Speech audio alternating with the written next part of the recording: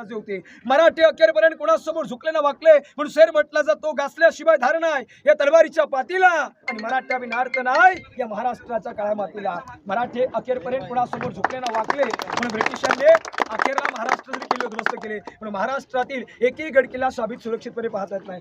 चारी बाजूच्या साईडच्या पडलेल्या भिंती आणि मध्यंतरात पडी चौतरे बघायला भेटतात। आता आपण ही भली मोठाली स्टेट पाहतो ही बाजारपेठ, या बाजारपेठची स्टेट लांबी पाहिली आपण अशी 800 फूट लांबी आहे, 40 फूट रुंदी आहे। डाव्या साईडला 22, उजव्या साईडला 22, टोटल 44 दुकानात। आणि बाजारपेठेची जर आपण हाईट पाहिली तर एकच लेवलमध्ये घोड्याच्या हाईट एवढी आहे। शिवकालीन घोड्यावर बसून बाजार खरेदी केला जात होता।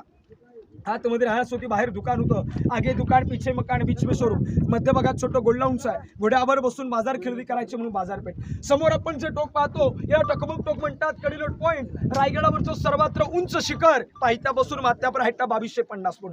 गडावर जर कोण शत्रू चोरी लपाडी गद्दारी फितुरी करेल तर त्याच्या हातपाय बांधून पोत्यात भरून त्याचा कडिलोट त्या टोकावरनं केला जात होता। टकमक टोकाला आपण जर तिन्ही साईडने पाहिलं, गडाच्या पायथ्यातून पाहिलं, टकमक टोकाच्या बॅक साईडने पाहिलं किंवा गडावरून जरी पाहिलं तर ते आपल्याला वेगवेगळ्या रूपांतरामध्ये बघायला भेटतं। त्याची 3 रूप आहेत। जर गडाच्या पायथ्यातून पाहिलं तर नागासारखं बघायला भेटतं, नागाचा फणा असतो तसं आतला डोंगरी बघा हात आहे, वरून टोक बाहेर निघालेला आहे। इथून पाहिलं असं स्लोप टाईप दिसते वाटतं ना, आणि पलीकडच्या बाजूने पाहिलं तर एकदम स्ट्रेट असं बघा।